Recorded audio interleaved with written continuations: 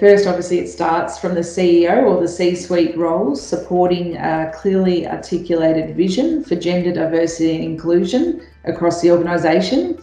Because if we don't have that leadership on board with the rationale for increasing diversity, it will forever just be, words on a page or lip service. And once we have them on board, then getting the policies implemented to change and be more inclusive is when we start to really see the behaviours and attitudes about roles that women can do, and seeing people challenge assumptions or stereotypes about those male-dominated work comments or roles or places, and that's really key. But the top, starting at the top is the key to change. I think that both society and organizations need to create a culture where we celebrate achievement and talent and effort, regardless if you are a woman or a man.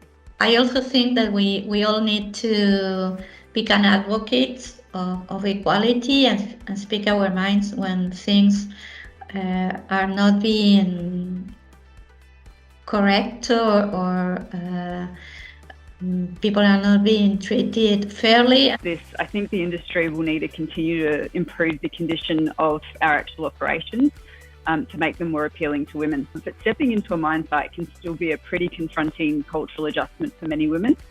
And so I think the industry will need to continue to focus on breaking down some of these softer cultural barriers that prevent females from feeling really comfortable within those environments.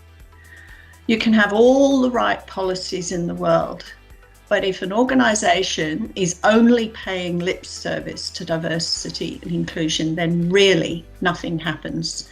You may temporarily increase numbers of females in the organisation, but if the females are not feeling that there's a diverse and inclusive culture, they're not going to hang around.